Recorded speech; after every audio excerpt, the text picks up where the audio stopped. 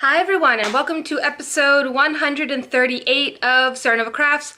I'm your host Jessica. I can be found as Serenova on Ravelry and Twitter, and as Serenova Crafts on Instagram. You can find the show notes for today's episode on my blog or in the Ravelry group.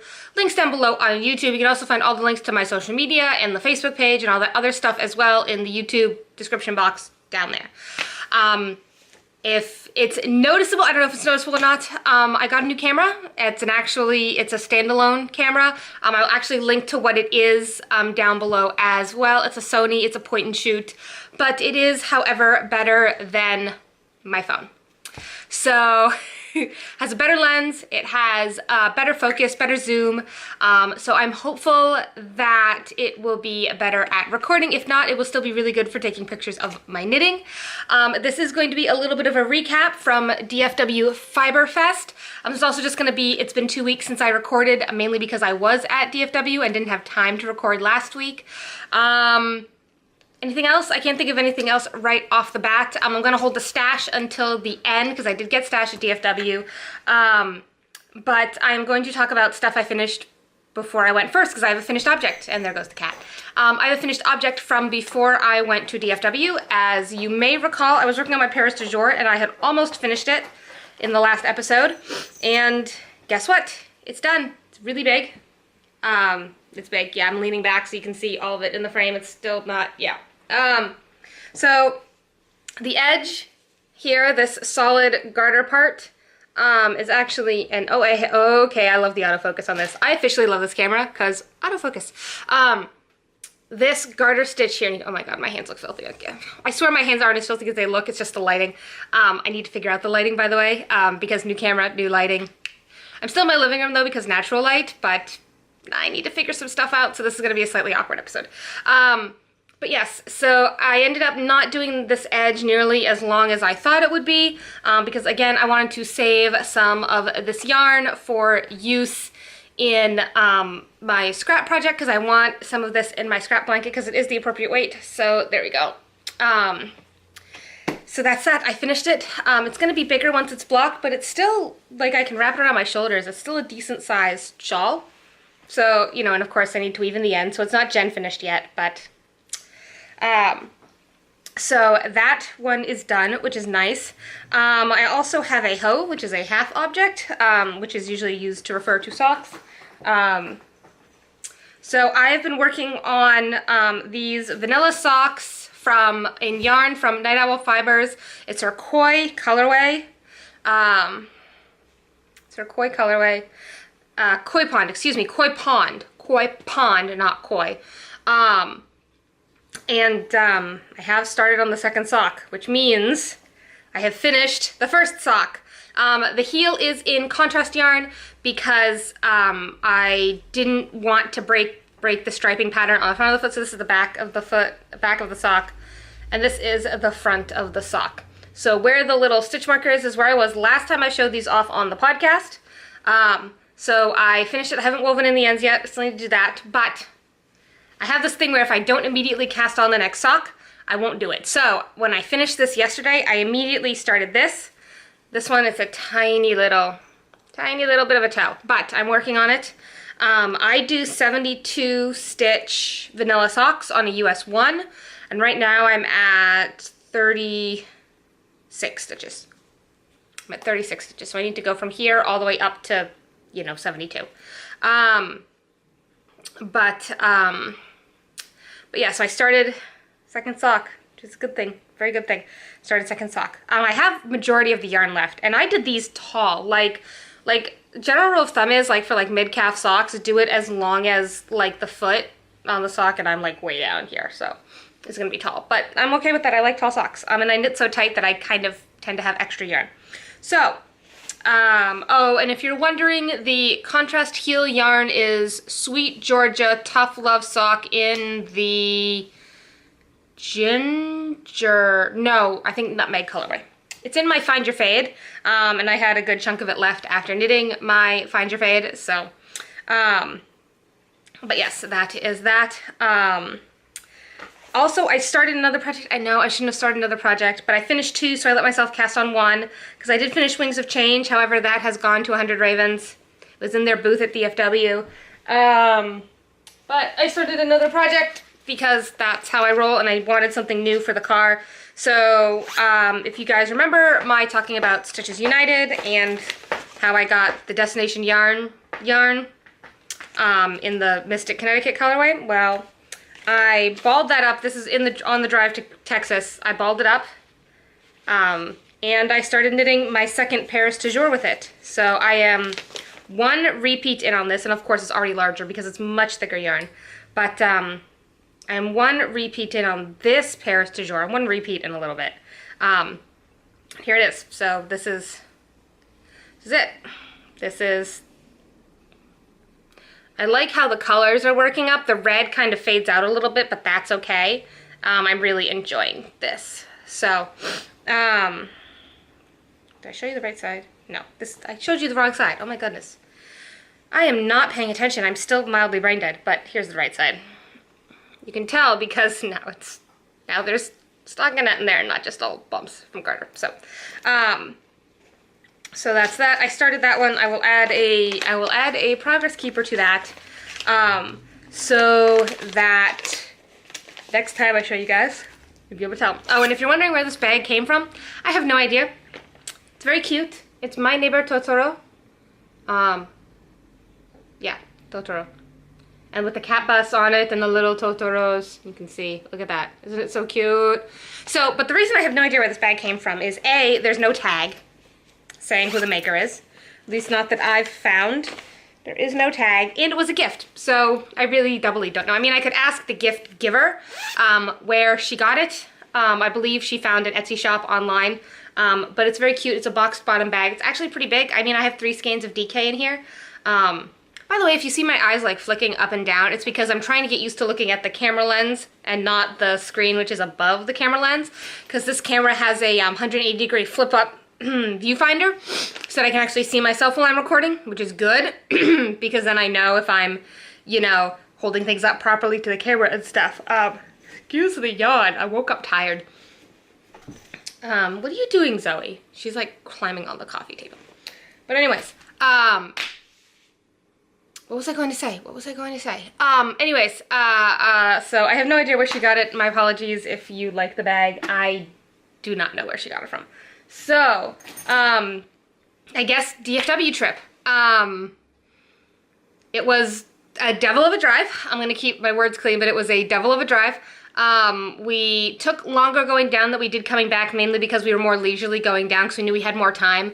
Coming back, I had to be at work at noon on Tuesday, so we kind of had to motor back far quicker than we had going down. Excuse me, I keep yawning. I'm still tired from the trip. I had a lovely time. I think we did well. I was not explicitly told how we did, but from noticing how much yarn we sold, it seemed like a good trip. I had a blast. I'd never been to Texas before in my life. Unfortunately, I did not get to see much of Texas. However, I did get to see Rachel from Nightowl. It was very sweet. We went to dinner on Saturday night. Had a very good time. Very much enjoyed it. Got to meet a lot of very fun people, a lot of very interesting people. I actually got introduced to Franklin Habit, if you know who that is.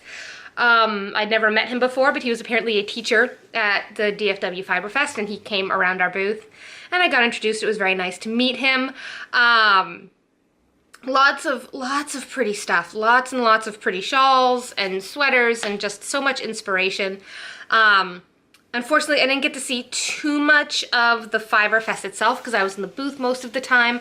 I did get a few souvenirs, and now is when I will go into stash, because basically all my stash is from DFW, either yarn I bought myself or yarn I received as partial payment for my work in the booth. So the first thing I did was I'd seen these, and I decided on Sunday to finally buy one for myself. Knit Ba Pearl does the stemless wine glasses, and they had this one. They had sheep-faced, and they had, can't remember what the third one was, but this one is 3 sheeps to the wind. It's a stemless wine glass. I'll hold it up so you can try to see the picture. It's little sheep, like 3 sheeps to the wind. Yeah, so it's a very cute wine glass. I bought one for the dyer as well, but here's the actual glass. Yeah, it's better if I held up the picture because you're getting reflections of my living room. But it's etched glass, so it won't come off because the glass is etched. So it's not like this will wear. It's not like it's printed and will wear off over time. It will actually stay, which has me excited. And I don't actually have any wine glasses, so this is like my first wine glass. I'm resisting the urge to pop the bubble wrap as I put it back in the box because I really want to pop the bubble wrap. Sorry, excuse me, I got cat hair at my nose. The danger of living with cats. And then the yarn I bought was, I did buy a skein on request for someone else. She already paid me back for it, so I'm not even gonna hold that up because it's not mine. But the 2 skeins I did purchase were, again, I got another skein from Nightowl. Another skein from Nightowl. This is her April colorway, her April 2018 special colorway. It's a limited edition, and this is We're All Mad Here. And she gave me a button. It was really sweet of her. So here it is, We Are All Mad Here. This is on her basic sock, so it's 25/75 nylon superwash merino, about 463 yards, which makes it a light fingering. But it's speckles with the greens and the blues, and there's a little bit of purple in there. Very nice. And then the other yarn I got was from a dyer I'd never heard of before, and that is Lazy Cat Yarns. I have the bag, but there's other stuff in the bag, but Lazy Cat Yarns. And I got her DFW colorway, which is Ladybirds Legacy. As I understand it, her cat had passed away, and this colorway is named after the cat. So here it is. This is Ladybirds Legacy. Here, let me slide the thing off so you can actually see it. There we go. So it's very bright, very colorful, very speckly. It was shown knit up as socks, but I don't think I'm going to do socks with it. But I have this thing for collecting exclusive yarns. It's a way for me to, when I wear the object I finally make out of it, to remember my time at wherever the place was. So if somebody has an exclusive colorway, I'm much more likely to purchase it, even if it's not necessarily in my wheelhouse, mainly because it's a way for me to remember the event after the fact. But so she is Lazy Cat Yarns. You can find her on Instagram and Facebook. And yeah, this is Ladybirds Legacy, and it's her elemental base, which is 100% superwash merino, so it's actually not good for socks. But, and here's her logo, Lazy Cat Yarns. I am sorry, I have cat hair at my nose. I'm sorry if I keep touching my face. I'm trying really hard not to sneeze right now, because it's really hard to pause recording on this, so, yeah. Anyways, so those are the 2 skeins I bought for myself. And I limited it to 2. I was good. And the wine glass. And the other thing I bought for myself, it wasn't yarn, but they had these DFW tote bags, so I bought myself one. They had white and red, and I chose the red because I thought it looked more fun. So here's the DFW Fiberfest logo. And then it had all the sponsors on the back. And they were giving out these free little keychain dog tag things that also had the DFW logo on them. So I got one. It's actually like really big. Like it's of a significant size. Like, it's big. Like, I fit my laptop and my purse and like a whole bunch of other stuff in here. It doesn't have any inner pockets or anything, and it just has the one outside pocket, but, you know, I got a stack of business cards I collected from people while I was there. But yeah, so I got this as well, because I decided I wanted something to remember my first DFW buy, so DFW Fiberfest. And then the yarn I got as payment. So, I did get some yarn as payment, of course. Of course I got paid as well. Don't think there's skinflints in that respect, but I was allowed to choose what I wanted, and I also got a pattern. So this is a fairly new pattern. It's called Spitfire, and it's 2-color brioche. I'm going to hold it up in such a way that you can't, because there's actually like pattern information at the bottom of the page. So I'm going to hold it up in such a way that you can't see the pattern, but it's called Spitfire. And we had kits in these exact colors made up, but I didn't want to do those colors. But I'll show you what I'm going to do for the colors. So I'm going to show you the non-related. So they had done, so 100 Ravens had done a series based on dragons. And they had like a Saphira, a Rhaegal, they had, what's the name of one of the dragons from Game of Thrones? They had that one. They had a bunch of just dragons in literature. And I fell in love with this one, and I'm also a fan of the dragon. And if you've seen this podcast before, you might have seen me wearing the t-shirt. This one is Night Fury. So, and this is on their Acer base, which is their DK. It says Sport, but it's a DK. I'm sorry, it's a DK. It's night here, so it's these purples and these blues, and then it goes to the lighter blue over here. I'm just squishy. I think I'm gonna make a hat with it because that would be great. Just need to find a DK hat. And then the other skein I got, actually I got another dragon color too, but this skein had absolutely nothing to do with any of the dragons. This is their yak base. They're calling it Yaksha. It's 70% merino, 20% yak, 10% nylon, and I did a dark and starry night, which is a play on their starry night colorway, which has like the yellow and the blues and the purples of the Starry Night painting by Van Gogh.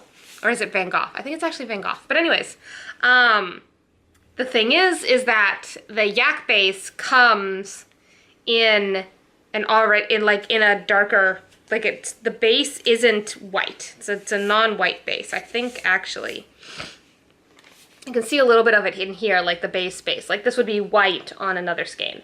So here, so when you over dye it with anything, even something bright yellow, it comes out this kind of more muted, and this is just really pretty. So I have no idea what I'm gonna do with it. Probably a shawl of some kind, but I need to make up my mind. But I have a single skein of Yaksha.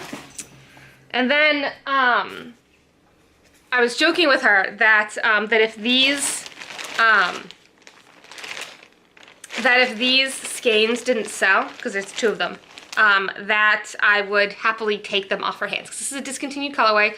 They're not going to continue with this. It's called Fairy Dragon, and it's just really fun and pastel-y, but also like bright, if that makes any sense whatsoever. So I got 2 of these. So one I'm going to do for something. I haven't made up my mind yet.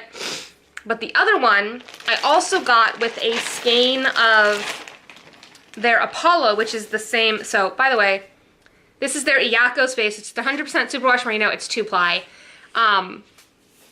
So I got the second skein of Fairy Dragon. Here it is.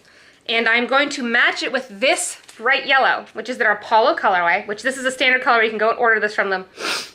Bright, very nice yellow. And it's just like totally washing me out, but I don't care. It's just such a bright yellow. I love it. I love it. It's such a bright yellow. It's like perfect Hufflepuff canary. Then I'm gonna do the Spitfire out of these 2. Isn't this gonna be fun? This is gonna be so fun. Look at these 2 colors together. It's gonna be so much fun to do these together. So I'm excited for that. So that was my payment. I'm gonna Spitfire out of those. My apologies for the crinkling of bags and such. But like, it was just, the DFW was fun, but it was also very tiring. The driving there, working the show for 3 days straight and then driving back. Don't get me wrong, I enjoyed every minute of it, and Becca, if you're watching, I would happily go with you again. I'm just tired, so I'm taking a few days to recover. I am going to work. I didn't like call out of work or anything. I can't call out of work. I'm actually covering for another coworker who's on vacation, so I really can't call out. But I'm dragging a little. Not too badly, but a little. Anyways, the other thing I wanted to talk to you about was I know a bunch of podcasters / just friends, because some of them don't really post podcasts anymore, who are going to be at the, what is it? What is it called? Oh, the Toronto Knitters Frolic. So I'm thinking about going. I would just drive up on, so I have Fridays off from work anyways, right? So that works out fine. I would drive up Friday. I would be there Saturday for the frolic, and I would come home on Sunday. I'm seriously debating it. I really want to go and see everyone. Otherwise, I'm only see everyone like once, maybe twice a year if we have another event. So I'm thinking it would totally be worth the drive up just to see my friends. Like, I'm probably not going to buy anything. I mean, I'll probably buy very minimal stuff. I don't know anyone who's vending there. I have no idea. I've never been before, but a bunch of my friends are going to be there, and I think I just want to go and see everyone. And one of them has very graciously offered me her couch to crash on, so I think I might take her up on that and just go to Canada for like 2 days. You know, and because like if I couch crash and then I only have to buy food and stuff, it's only food and gas to get up there, and that's not that bad actually, because Toronto's a day's drive from where I live. Google is saying about 9.5 hours. Waze, when I opened up the app on my phone, when I opened up the Waze app, Waze said about 8.5, I think, because Waze found a slightly shorter route. Also, I have Waze set to avoid tolls, kind of, because last time I drove to Canada, I went across this bridge in New York and it was like a $12 toll, and I'm like, absolutely not. So yeah, I'm thinking about going. That's the end of the month, so that would be the 28th. So I'm seriously thinking about going to Canada for 2 nights at the end of the month. We also have fun times in Catland here. As you can see Zoe walk past there. Both of them are going to the vet on Saturday, which is in a few days, because they need their booster shot from when we adopted them. They'd been given vaccines and they needed a booster, and unfortunately it was supposed to happen back in February, and then life happened. Come on, you two. And then life happened, so they're going in April. There's been other life stuff happening that I'm not going to get into on here. It's very personal and it's family oriented, and that's all I'm going to say. If you saw the Instagram post, you know vaguely what's going on, but I'm not going to go into it in more detail here. My mom has asked me not to speak about it too much, so I'm just going to say that if I seem a little more down over the next couple of episodes, over the next couple of months, that might be it. I'm going to try to put on a brave face for you guys. I mean, if you private message me, I'll happily tell you what's going on, but I don't want to put it out there in public. It's just very personal, very private family stuff. And if I seem a little out of it, if I seem a little down, if I'm not doing as much social media as I have been, it's because I'm dealing with that. Don't worry, Kevin and I are still together. That has absolutely nothing to do with what's going on. I will say I have a sick relative. And I'll just leave it there. And so, like, Kevin and I are still together. There's no emotional problems there or anything. I'm not moving out. I'm not, don't think my relationship's on the rocks. That's not what it is. I have sick family, and it's very worrisome. And so if I just seem a little out of it over the next couple of weeks, if I'm just not as active on Twitter and Instagram and stuff, then that's why. And just, I put a lot out there on the internet. I really do. I mean, I started that other channel, which I need to actually upload the videos I've edited to, but there's some stuff that is still too private to go out there. So, I mean, if you private message me and ask, I will give you the basics, but I don't want to talk about it in public. So, sorry to be a downer at the end of the episode. I started off on a high note with DFW, and then I've ended up in sad land.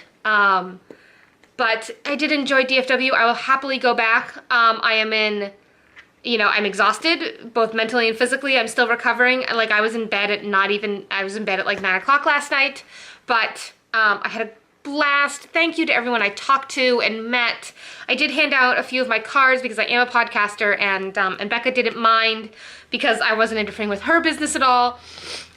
So if I've met you, thank you. I had a wonderful time. It was great meeting you.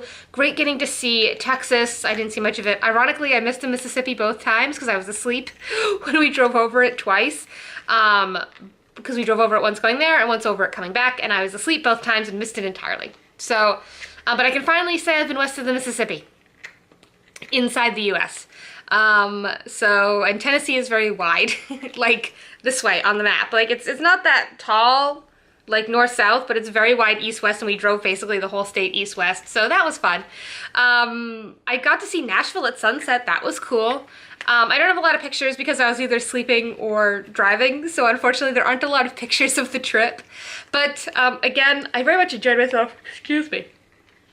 I very much enjoyed myself. I had a great time, and I would totally go back again. Though if it would be possible to fly, I would prefer to fly. Alright, thank you everyone for watching. Again, sorry to be a downer at the end of this episode. Likes, subscribes, comments are all very much appreciated. They give the YouTube algorithm the boost it needs to make sure more people can see my podcast. So if you give it a thumbs up, which is the like, if you could subscribe, that would be great. A comment is great as well. Anything would help even a little bit. So thank you all again, and I will see you next time. Bye!